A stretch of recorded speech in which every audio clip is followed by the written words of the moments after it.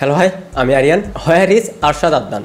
আরশাদ আদনান কোথায়, এটা নিয়ে অনেকে জানতে চাচ্ছিলেন। ইভেন আমিও চাচ্ছিলাম এই টপিকটা নিয়ে কথা বলতে, বাট এতদিন বলিনি, ভাবলাম আরেকটু দেখি এবং পরিস্থিতি ঠান্ডা হোক। সো এখন পরিস্থিতি অনেকটাই স্বাভাবিক, সো এখন তাকে নিয়ে কিছু কথা বলাই যায়। আর হ্যাঁ, আমি এই ভিডিওতে যে কথাগুলো বলবো এটা একান্তই আমার ধারণা থেকে, যে নেক্সট এরকম হতে পারে আবার নাও হতে পারে। এটা শুধুমাত্র আমার ধারণা থেকে। আমার কথাগুলোর সাথে অ্যাগ্রি করতে পারেন, আবার আপনাদের দ্বিমতও থাকতে পারে। আরশাদ আদনান, যার পরিচয় তিনি একজন রাষ্ট্রপতির ছেলে। আরশাদ আদনান প্রথম দিকে নাটকে প্রডিউস করতেন, তার প্রোডাকশন থেকে অনেকগুলো নাটক হয়েছে। তখনও কিন্তু আরশাদ আদনান অনেক বেশি পপুলার ছিলেন, বা তাকে ওইভাবে মিডিয়ার মানুষ খুব একটা চিনত না। এরপর তিনি আরো দুইটা সিনেমায় প্রডিউস করেন। এই দুইটা সিনেমার পরেও আরশাদ আদনান কিন্তু হাইলাইটে আসেন, বাট তিনি হাইলাইটে আসেন, তাকে নিয়ে আলোচনা শুরু হয় যখন তিনি প্রিয়তমা সিনেমায় প্রডিউস করেন। প্রিয়তমা সিনেমার ডিরেক্টর ছিলেন হিমেল আশরাফ, যেখানে ছিলেন শাকিব খান, ইধিকা পাল। সিনেমাটা ইন্ডাস্ট্রি হিট এবং সেখান থেকেই আমরা আরশাদ আদনানকে চিনি। এর আগে কিন্তু আমরা আরশাদ আদনানকে সেভাবে চিনতাম না, হয়তো কিছু সংখ্যক মানুষ চিনতেন, বাট ওইভাবে কিন্তু না। এরপর আরশাদ আদনানের লাস্ট ফিল্ম ছিল রাজকুমার। প্রিয়তমা সিনেমাটায় যেরকম দর্শক সারা পেয়েছিল সেটা কিন্তু রাজকুমারে পায়নি। এখন পর্যন্ত বলতে গেলে আরশাদ আদনান মোট 4টি সিনেমায় প্রডিউস করেছেন। রাজকুমার পর্যন্ত সবকিছু ঠিকঠাকই ছিল। আরশাদ আদনান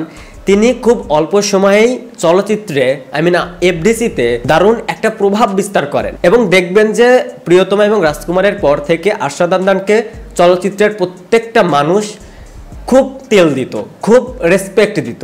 ওটা তো রেসপেক্ট না, ওটা তো ছিল তেল। অনেকে দেখবেন যে বিভিন্ন প্রেস কনফারেন্সে আরশাদ আদনানকে এমন ভাবে তেল দিত যে বলতো আমাদের একজন রাষ্ট্রপতির ছেলে আছে, আমাদের একজন সরকারের পক্ষ থেকে কেউ একজন রয়েছে, আমাদের মাথার উপর একজন আরশাদ আদনান রয়েছে, এরকম নানান ভাবে তেল দিত। এবং সেই তেলের কারণে আমরা শেষের দিকে এসে দেখলাম যে ইন্ডাস্ট্রিতে একটা বড় সিনেমা হচ্ছে, সেই সিনেমাটাকে নিয়ে বিভিন্ন জায়গায় প্রেস কনফারেন্স হচ্ছে, সেই সিনেমাটাকে কিভাবে আটকানো যায়, তার সাথে আরো কিছু ওগুলোকে কি বলে, যাই হোক আমি বলছি না, বললে খুবই বাজে দেখাবে। তারাও সাথে চামচামি শুরু করলো এবং সেই সিনেমাটাকে আটকানোর খুবই চেষ্টা করে। ওই সময় এই কথাগুলো শোনার পর, এটা দেখার পর আমার সবচেয়ে বেশি খারাপ লাগছে। এমনিতে আমাদের ইন্ডাস্ট্রি খুবই ছোট একটা ইন্ডাস্ট্রি, যেখানে ভালো কাজ হয় না।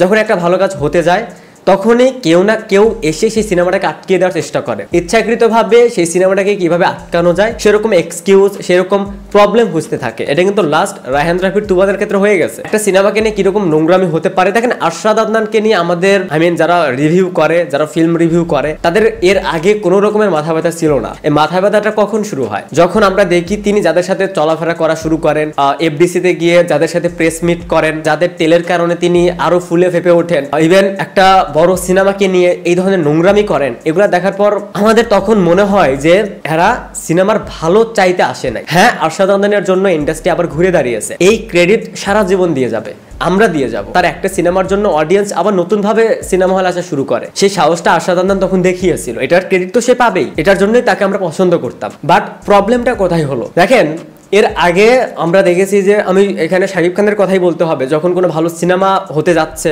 যখন সে একটা প্রোডাকশন হাউসের সাথে জয়েন হচ্ছে, সেখান থেকে সিনেমা করে যাচ্ছে, এরপর সেই প্রোডাকশন হাউস থেকে আরো অফার আসার পর সে যখন সেই সিনেমাগুলোকে না করে দিচ্ছে, সে করতে পারবে না বা আপাতত কোনো শিডিউল দিতে পারবে না, শুধু শাকিব খান না, এরপর যারা ভালো ডিরেক্টর রয়েছে তারা যখন ভালো কাজ করতে যায়, ভালো কাস্টিং নিয়ে, তখন দেখবেন যে নানান ধরনের একটা জায়গা থেকে বাধা সৃষ্টি করা হয়। এটা তো সি গ্রেডের মানুষজন করে থাকে। তো আমরা ভাবতাম, আর যাই হোক, আরশাদ আদনান এর ভিতর নেই, তিনি সত্যি চলচ্চিত্র প্রেমী। যখন তিনি একটা প্রিয়তমা দিলেন, যখন তিনি একটা রাজকুমার দিলেন, তখন আমাদের ধারণা এরকমই ছিল তিনি আর 10টা প্রডিউসারের মতন নন, তিনি স্পেশাল। বাট তিনি শেষের দিকে এসে কি করলেন, এতদিন অন্য প্রোডাকশন হাউস গুলো যা করতো, অন্য প্রডিউসার গুলো যা করতো, তিনিও সেম কাজ করলেন, এবং যাদের পাশে নিয়ে, যাদের সাথে মিশে এই কাজগুলো করলেন, সেটা ছিল খুবই দৃষ্টিকটু। দেখবেন যে আরশাদ আদনানকে নিয়ে কিন্তু এর আগে কোনো সমালোচনা হতো না, বাট এই সমালোচনাটা শুরু হয় কিন্তু তখন থেকেই। আমরা তখন ওই সময় ওইটা নিয়ে কথা বলি, প্রত্যেকটা রিভিউয়ার তখন ওইটা নিয়ে কথা বলে। তো এখন কথা হচ্ছে, শেষের দিকে এসে যেটা করলেন, যে সম্মানটুকু ছিল সেটা তো নষ্ট করেছেন। দ্বিতীয়ত, এখন আর আপনাদেরকে খুঁজেই পাওয়া যাচ্ছে না, না আপনাকে খুঁজে পাওয়া যাচ্ছে না, আপনার প্রোডাকশন হাউসকে খুঁজে পাওয়া যাচ্ছে।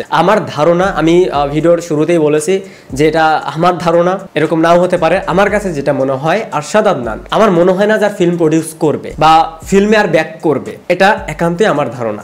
আমার কাছে মনে হচ্ছে যে ফুললি স্টপ, তিনি আর হয়তো ফিল্মে আর প্রডিউস করতে আসবেন না, বা শাকিব খানের কাছে যাবেনও না, এটা আমার মনে হচ্ছে। হতেও পারে, আবার কামব্যাক করতেও পারে, বাট আমার কাছে মনে হচ্ছে এই টাইমে এসে সে আর কামব্যাক করবে না।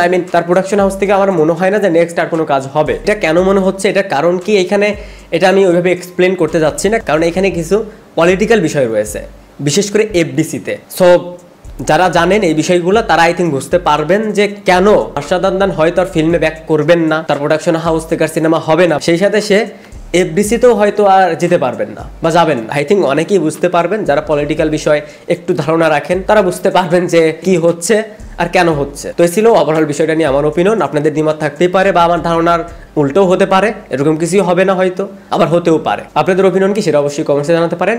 বাই।